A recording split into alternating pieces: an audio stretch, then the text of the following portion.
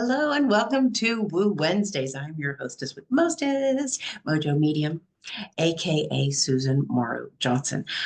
I am delighted to be here with you today, as always.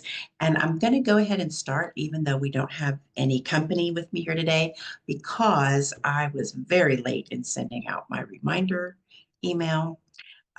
Just one of those little administrative tasks that kind of got away from me. So I'm going to go ahead and get started. And what I teased in that late reminder email was that I have a big announcement today. I actually have two announcements, but we're going to start with good news only fortune telling card, and then we'll have announcements. Then we'll see if we want to have a discussion or, me talking to you, or maybe we'll see about channeling. We'll see what comes up on that. And then we will wrap up with some more angel card readings at the end. Okay, you're ready to go? Very good. All right. So the good news only fortune telling cards are of my own making, my own, excuse me, sorry, my own divine inspiration. Sorry, I got distracted by the phone. Turn it over. Don't look at it. Turn it off. I'm working. Okay, I was inspired to create these good news only cards. Whoops, got too much light on. I have struggled with my lighting, and it's still looking kind of awful to me today. But anyway, it's neither here nor there. Just want you to be able to listen and see what's going on. So these are the good news only cards that I was inspired to create because a lot of people, one too many people, asked me upon finding out that I was a psychic medium, oh no, what terrible thing do I need to look out for? What do I have to be on the watch for? What bad thing is coming that I have to prepare for? And that, you know, it got to me because I think we all know if you look for the good and expect the good, then you find the good. And the same with the bad. And your brain is already on the lookout for danger at all times. It's going on in the background constantly. So you don't have to consciously worry about that, but to look for the good and to anticipate something good, to anticipate releases endorphins or possibly dopamine, one or the other. But those feel good hormones that our bodies make, our brains make for us to help us to feel good. Anticipation of a good thing actually causes that. So there's a lot of good reasons to draw a good news only fortune telling card. Hello, Melanie. Welcome. I'm going to be hearing you Hi. speak next week, so I'm excited about that. Oh, good. Yeah, very cool. Okay, so I'm going to shuffle the good news only fortune telling cards 3 times and draw a card and see what you have to look forward to in the next few days to a week. And this is for you whenever you may see it or hear it, because that is how things work. All right, so here we go. I'm going to pull out a card. Let's see what we've got today. Hmm. Awards and honors. Ooh, awards and honors. Hmm. So it makes me think of being in high school and getting some sort of award or something. UIL. Let's see here. So I just want to get a little bit more specific for you and see if I can give you some idea. Definitely has to do with work. Um, Anything from employee of the month, which I think I'm going to make my own. I'm the only employee here. So I think I'm going to make my own and just put my picture up there permanently, employee of the month. Yay, look at me. Here I am again. But it definitely feels like something like that. Employee of the month, or here's a bonus, or oh, by the way, we recognize that you are really good at what you do. So if you're self-employed like I am, then that's something that will come to you from a client, something that is accolades. So kudos. It'll be good. So something to look forward to in the next few days to a week. So pay attention to that and anticipate it with your whole heart. Okay. So I'm moving on to the two big announcements, not just one today. So the first one is, excuse me, there are two different types of announcements. So the first one is I am hosting a free masterclass for you on February 20th at noon Central. It's a Thursday. Let me check the calendar. Yes, that is correct, February 20th. And so if you're not already on my newsletters, you may not have heard about this, my newsletter list. So please do sign up for that. You can go to mojomedium.com and you will see, if you scroll down the page, it says, what does it say? I don't know what it says. It says Woo Wednesdays, and you can subscribe there. You can also subscribe if you choose the I want to woo alone option. If you want to align alone, then there's a little thing that says get your free Destiny workbook. You can get on my email list there. Failing all of that, if it doesn't make any sense to you, then just email me at mojomedium@gmail.com and I'll hook you up. All right. So on to this announcement that you may not have heard if you're not on the mailing list, and that is the 3 things you can do right now to help more people. Now, I know that most of us just want to help people. It is very, very common. In 20 years of giving psychic readings and coaching, I have heard from all of my clients that they say, I just want to help people. Oh, I feel like I'm not helping people. I want to help people. And I tend to attract and also network with and interact with woo people like myself. So woo practitioners of all kinds, healers, coaches, psychics, people like that. And so if you are one of those people, or you think you might be, this is a great way to get going on that. I'm going to give you the 3 things that you can do right now that will help you to help more people. And think about this too. If you are a woo practitioner like me, then you may want to help more people than you're able to help right now. So I'm not giving you any marketing tips. That's not what this is about. This is about aligning with your purpose, because when you are aligned with your soul's goals and your true right now purpose, your destiny, if you want to call it that, then you will automatically have more people to help in your unique way. So it's going to be really fun. It's a very cool class.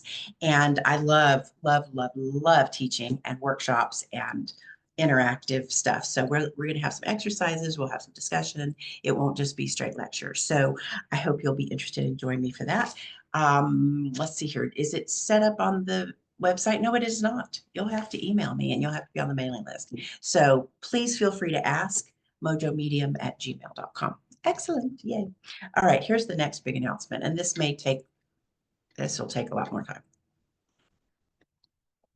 All right. Little backstory. Let me qualify all of this. And I'm going to need some hand lotion because my hands are dry. I tell you what, I moved up to Illinois from Texas recently. And, Texas has a bunch of different climates. And I lived for a lot of my adult life in Austin, which is in central Texas. And so if you're from west of there, you think Austin is humid. If you're from east of there, you think Austin is dry. Well, I'm from east of there. I'm from East Texas, where it is very humid. And so the humidity, and I mean, people in Illinois don't know from humidity. I've been up here in the summer. They have no idea. But it does get dry in the winter, especially when you've got the heat going. Austin is drier than Houston. Okay. This is dryness I have not had before. This is dry. This is really dry. I would not look as young and dewy fresh if I had grown up in Illinois as I do now, because I grew up on the, near the coast and in the humidity and all that stuff. So yeah, this is something. Okay. Got my hand lotion on and now I'm an Illinoisan ready to talk. All right. So ever since my second Saturn return, which if you're not familiar, it means, I see Melanie's nodding. Yep, she knows what that is. You're a human design person, right? Astrologist. You're an astrologist. Well, then I'm preaching to the choir right here. So that's right. You're a business astrologist. Yeah, you know about second Saturn return. Well, ever since mine started it's been about 3.5 years. And it's over. I had a long one because of a retrograde period and with Saturn. And so it was like a 1.5 years, 2 years. I mean, it just seemed like forever. And it was a hard one. I got turned inside out. But ever since that started, things just keep happening. Actually, I should say ever since that ended, everything has changed. I mean, I already had changed myself during the second Saturn return, and this since then, it's just been like a flood of new capability, a flood of new meanness, a flood of the ability to help others, which we all want to do. So here's what this is. So I have always eschewed politics within my work because it is so polarizing, and you're always going to offend somebody, you know. And so within my work, I kind of avoid that. Now, on my personal Facebook page and some on other social media, I will post the political thing here and there. But I don't get real involved with it. And yet, in my personal life, I am pretty involved, and I'm very aware, and I keep up with what's going on. So as I've come into setting up this new program for spiritual guides, and I know that what I'm here for now is to lead the next generation of spiritual guides, to help others in humanity, to help us all raise our vibe and enter into this new paradigm, which has been coming and will come regardless. But the new paradigm is one that embraces the values and virtues of the divine feminine, which have been sorely lacking for some time, as you might not be surprised to learn. So it's about connection and community. It's about peace and prosperity. It's about support and nurturing. And so, as the leader for the leaders, that's what I'm that's what I'm doing right now. I'm working on filling my first cohort, maybe my last cohort, who knows? But we're going to have a 6-month program of helping other guides, fellow guides and teachers to get ready to support people to do exactly that with their unique way, their own abilities and their own practices. So yesterday, okay, so that's been coming along. Yesterday, this is the big announcement. I hope it's not anticlimactic after all I've said. Yesterday, it occurred to me that there is no separation between the work I'm doing to usher in the divine feminine, the era of that, and the work. I'm not working very hard at it, honestly, but there's no separation between that and what's going on in politics in the world and specifically in the United States. So what I've been saying for a long time, when somebody says, why is there this lean toward authoritarianism around the world? Why are things moving to the right? Well, I'll tell you, what I've been saying is that's pushback, because the reemergence of the divine feminine has been going on a very long time now. And I have personally like felt it in my being since about the turn of this century. So that's 25 years. And then we had, some touches on it back in the 60s with the sexual revolution, the women's lib and all of that. And, there was some pushback there. And so it got more conservative in the 80s. And then, so we've been kind of going back and forth. So what we're experiencing now is a huge pushback against that. If you think about the Me Too movement, if you think about the women running for president, if you think about things like that that have to do with women and the divine feminine, although divine feminine doesn't necessarily mean women. It's the energy and the values. So, excuse me, all of that is coming. It's coming. And so the people who are still not awakened, let's say they're not awakened. And so their subconscious is saying, no, we can't change that, because your subconscious keeps you safe by keeping you in what is familiar. And so if you get out of what's familiar, it's very uncomfortable. I had a friend who grew up in a really just like a crisis family, everything was a crisis. And she was the one who took care of everything from childhood. And so in her adult life, if she didn't have a crisis to manage, which made her feel secure and made her feel like she was in control because she was very good at managing crises, if she didn't have a crisis, she would find one. And this was not conscious on her part, obviously. It was more one of those, oh, why does this always happen to me? Right.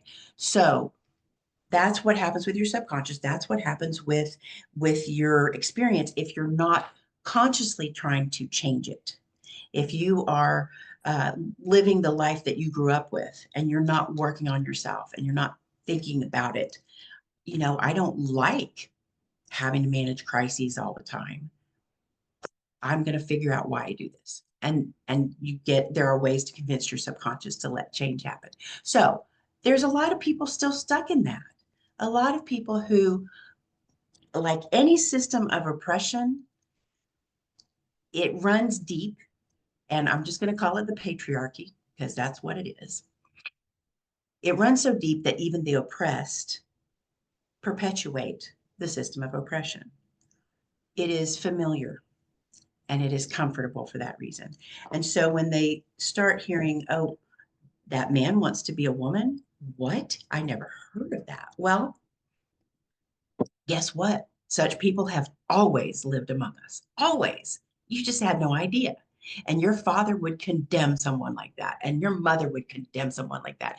And so you condemn someone like that without giving a thought to your beliefs and your feelings and your conscious thought. Okay. So that's what we're dealing with right now, is this pushback against the emergence of the divine feminine. It would have been lovely if if the energy just flowed in and everybody went, oh, this is so nice. This is better. Okay, we love it. But no, we have to kind of duke it out. Eventually, everybody will get to that point. Most people in the world will come to this new age, if you will. We don't use the term new age very much anymore, but that's really what it is. It's the age of Aquarius.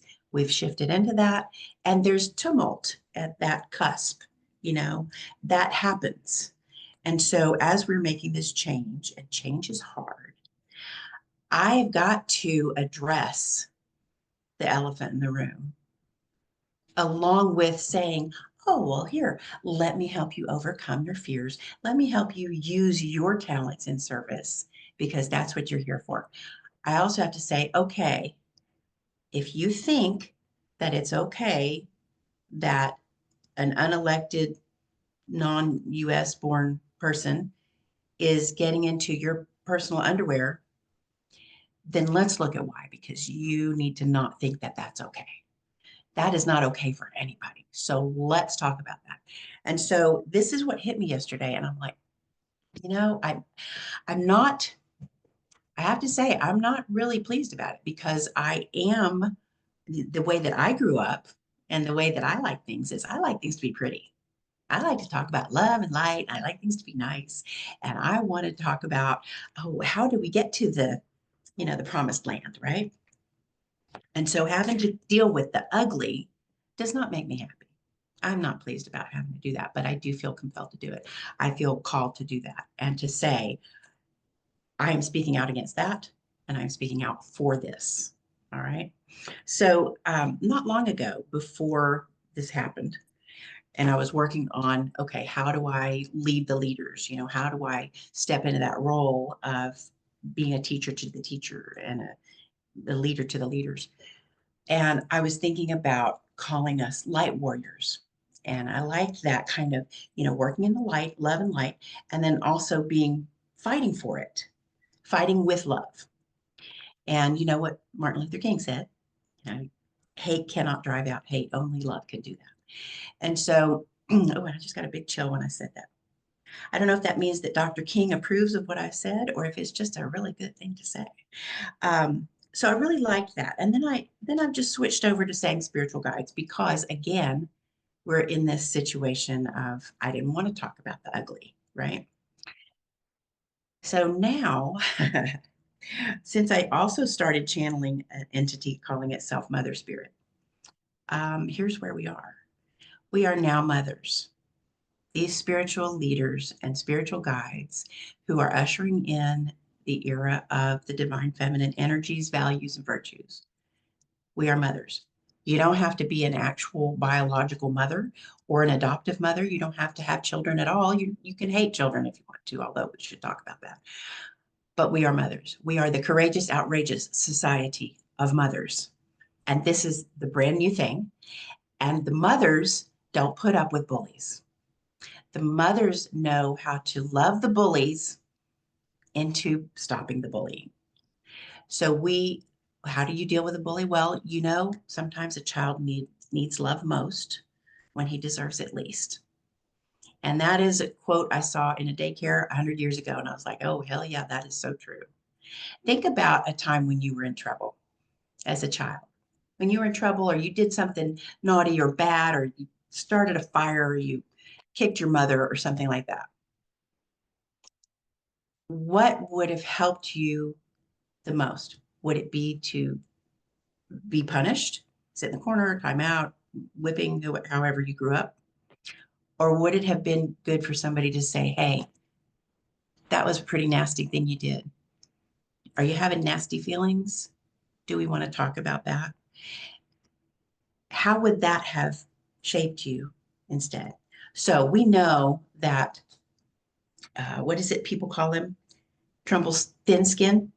Yeah, I really don't want to call him by name, but I'm just going to say the current occupant of the White House.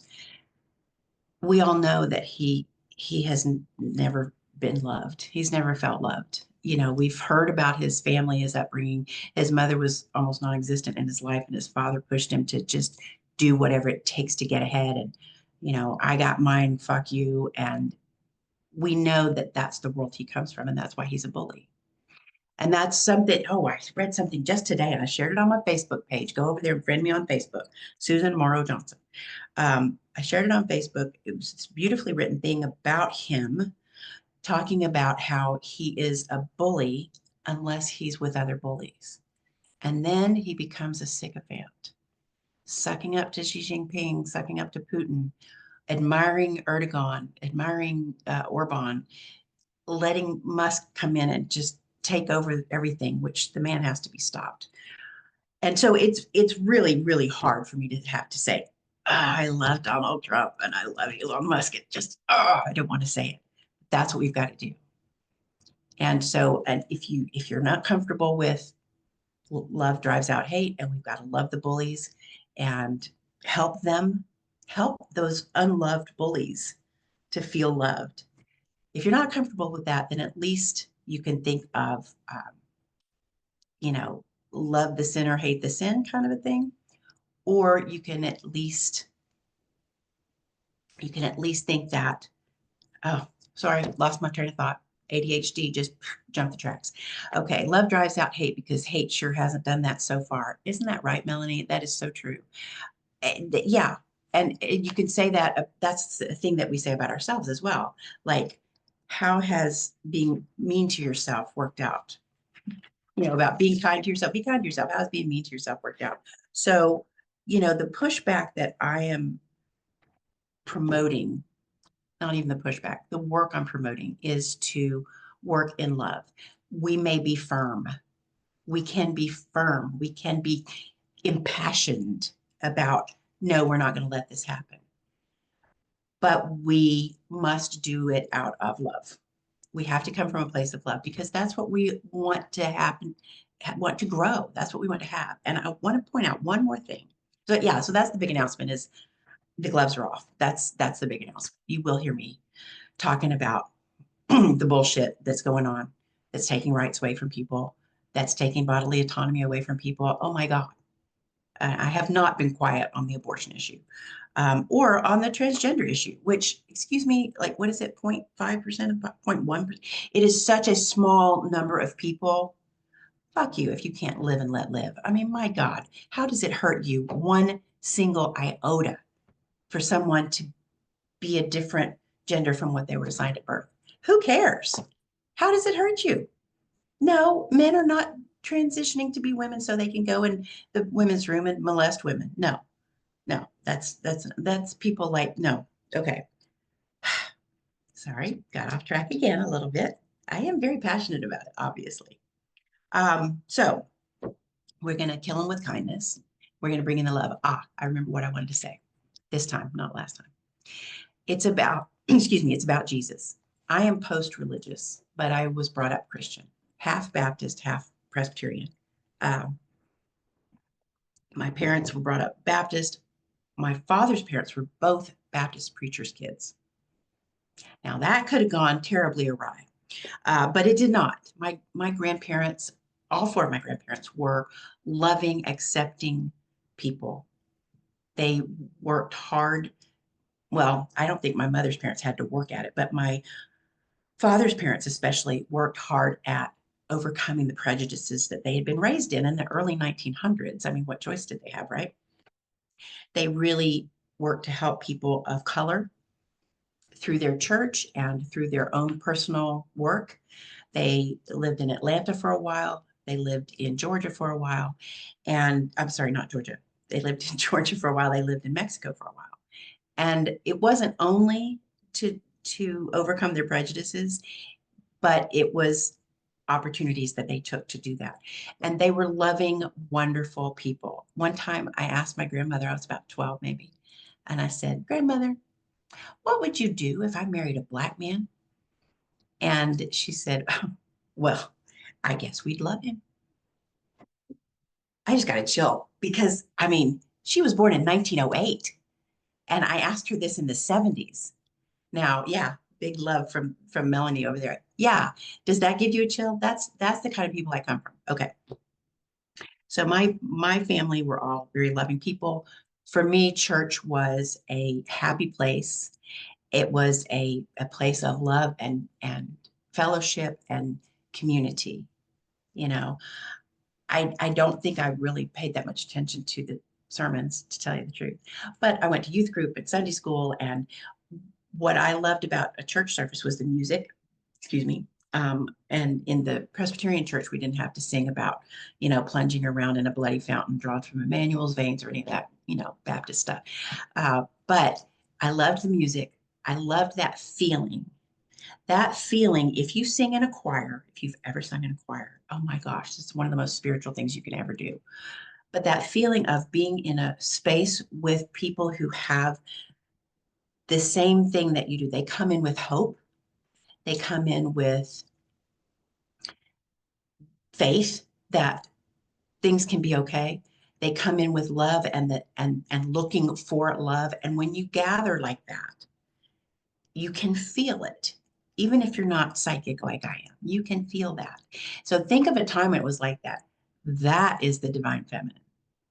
That's what that is, that connection to each other and to all that is. And so let me get back to Jesus. So like I said, I'm post-religious. My grandparents are all dead, so they don't care. Uh, they did worry about my soul, I'm sure. So I like a lot of what Jesus supposedly said. Whether it's true or not, it doesn't even matter. But when you think about it, the patriarchy is antithetical to Jesus's teachings. He taught community, support, helping one another, help the poor, help the fucking poor 38 times in Matthew alone. I love to get on my soapbox on that one. Accept the foreigner, accept the alien, help them, support them, make them feel at home. All of those things, that's what Jesus taught. That's what he was all about. What have you got in the background there? Oh, that's a person. Okay. I thought for a second, I was like, is that a cat? No, is it a turkey? What is that? So I wasn't looking directly at it. I was just looking at the camera. Um, so Jesus was about the divine feminine, and look what happened to him. God bless him. So those teachings are things that we should really look at. And people who have been exposed as tremendous Christian hypocrites need to take a look at that. You can't go to church on Sunday and say, I believe in Jesus and he's my Lord and Savior, and then go out into the world and hate everybody and take away their rights. It is not right. And I don't know why the cognitive dissonance does not make their heads explode.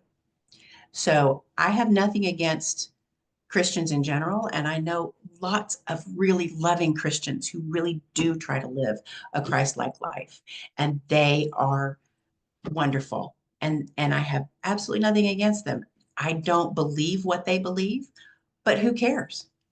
The thing is, it doesn't really matter what you believe as long as you believe in love and act like it. And that's the whole thing. That's the bottom line, and that's the truth of it. And now I'm going to stop my sermon because I've been preaching. I love it. So, Melanie, do you have any, did you want to speak any comments or anything, or just were you happy to put stuff in the chat?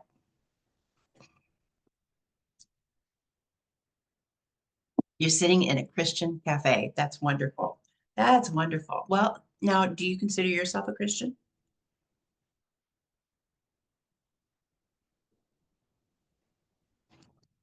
Not at all, but my partner is a theologian.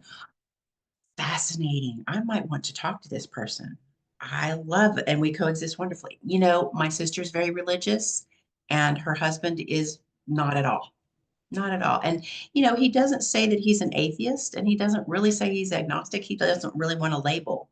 He just knows what he knows and feels what he feels. And, that's just it, which I think is great. He wrote a book with Rob Bell, a deconstructionist, love deconstruction, called Jesus Wants to Save Christians. I'm going to write this down. Jesus Wants to Save Christians. I love that. Um, yeah, you and I and your partner, we can talk more about that because my dad was a philosopher and really into Richard Rohr. And I've got a bunch of books misquoting Jesus, the laughing Jesus, stuff like that, or the comedy of Jesus, something like that. Anyway, lots of good stuff in there, lots of good stuff. Your partner knows Richard personally. Oh my gosh. Did my dad ever meet him? He may have. You probably heard of your partner too. Okay. Jesus Wants to Save Christians. Is that it? Okay. Awesome. Thanks for the recommendation because I love stuff like that.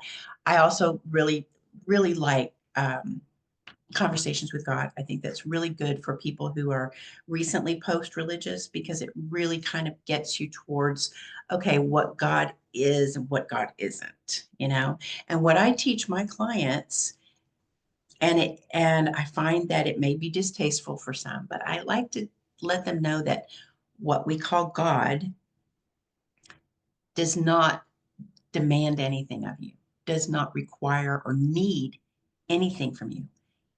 It, if I may call it an energy, doesn't need your praise, doesn't need your worship, doesn't need you to be good, doesn't need anything. But my dad said he knew somebody and daddy was in AA for years and years and years, 43 years of sobriety when he died. And he said, his friend said, my life got a lot better when I stopped worshiping God and started using him. That's the whole point. That is the whole point. It's not using like you use a person like a bad thing. It is incorporating that energy into the way that you do things so that your life gets better. That's the whole point. We're not here to, we don't have to suffer, although I do have a talk on that. So very, very briefly, you turn your pain into your power and you turn your suffering into your service and you turn your talents into your truth. So that's all my little alliterative la-di-da platitudes. All right. I am going to wrap this up. This has been awesome, and I'm going to share it far and wide because I've just had a really good time. And Melanie, I'm so glad you were here to kind of give me a little feedback and nod and stuff. That helps me a lot. Although, I have done so much radio and so much solo broadcasting. I'm really, really accustomed to talking with people who are not in front of me. It's just second nature to me, which is one of those talents that I have that this is why, so that I can talk to people, feel like they're being talked to, not talked at, any way that I have to do that. So, all right. So we're going to do the 3x3 on the angel cards. Remember to visit the website, get on my mailing list one way or another, or email me, mojomedium@gmail.com, so that you can get into that masterclass, especially if you are already a healer, a psychic, a coach, etc. That's really who this is for. So you can help more people. Okay. All right. Here's what we're going to do 3x3. It's 3 deep breaths, shuffle 3 times, draw 3 cards. And we're going to walk through it starting now. So we take 3 deep breaths. And as you are doing the breathing, I want you to focus on this thought. I call on my angels and guides, as well as all those who have my best interest at heart. One more time for those in the back. I call on my angels and guides, as well as all those who have my best interests at heart. All right, you ready? Let's go.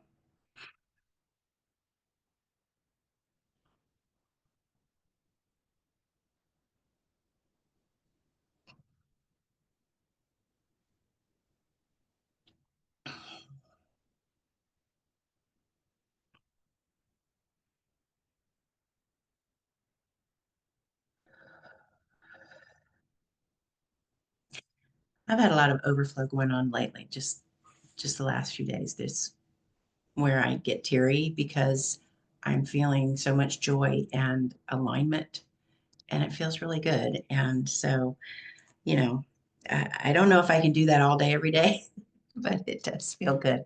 I do feel like I'm just in the perfect place at the perfect time. And apparently I'm saying the perfect things because I'm getting that feeling. Okay, I'm going to shuffle the deck 3 times, and here's what you do. And again, this is for you whenever you may see this. So I'm going to shuffle the deck 3 times. I want you to think about, focus on, concentrate on your biggest question or concern right now. Now, if you have too many big questions and concerns, to choose just one, or if you can't think of anything specific, use the default question of, what do I need to know right now? Sometimes I will ask the question, what do I need to know right now about XYZ? So it may not be like a big concern, but like, what do I need to know about this masterclass?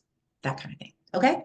And so I'm going to shuffle 3 times. So you think, you concentrate, you focus, you turn your energy into the cards.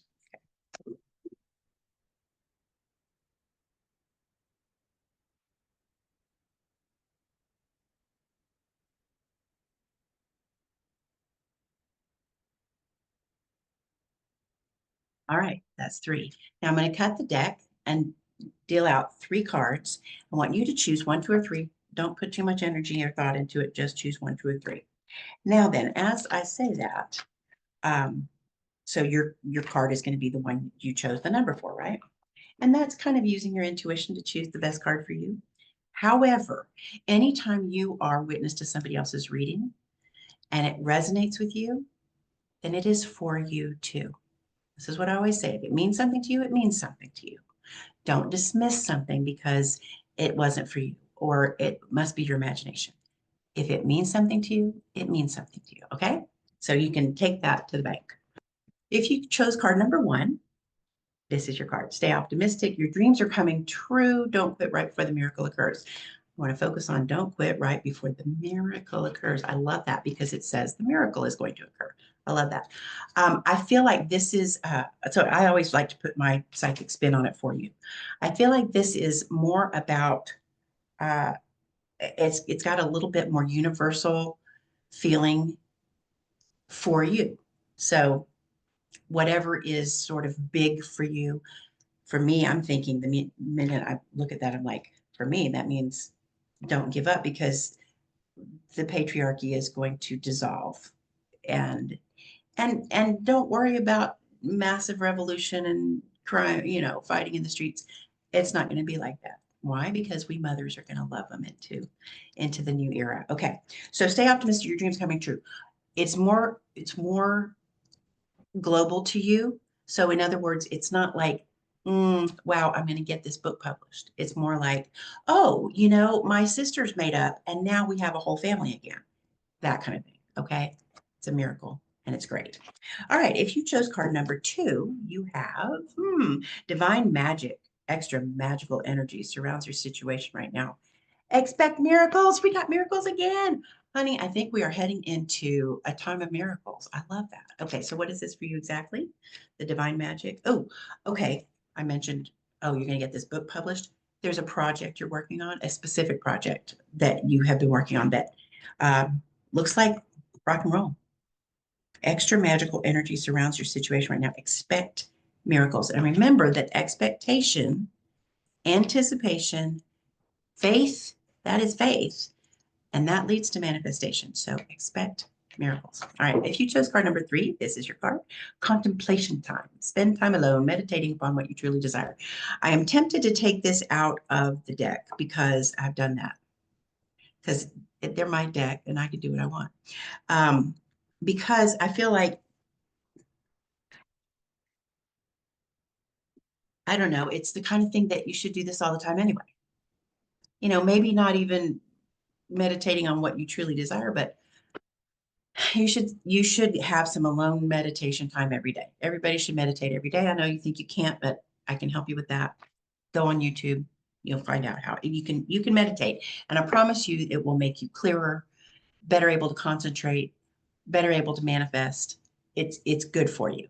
Um, so let's see what this card gives me. Okay. Hmm. Okay, so I'm having a little trouble putting this into words. It is to embrace the concept that, hold on, is focusing on the what you truly desire, that it's going to come clear to you. Like you may be feeling a general disconnection or a dissatisfaction around something, and you don't even know really what you want it to be instead. That's what this is about. Less about meditating on what you truly desire and more about, oh, it's going to become clear. It's going to come clear to you in the next few days to a week, where you're like, yes, that's what I want it to be. That's the solution. Because, if you can't define what you want, you can't manifest. And that doesn't mean the ultimate outcome, but you want to define the feelings that you want. Okay. And we can talk about manifestation another time. And that is it today. 45 minutes. We're good to go. And I look forward to seeing you again next week, Woo Wednesdays. If you go to mojomedium.com, scroll right on down and it'll say Woo Wednesdays. Sign up for that and you'll be on my mailing list. And you'll also get reminders for being here live, which I would love. So thank you so much. Thank you, Melanie.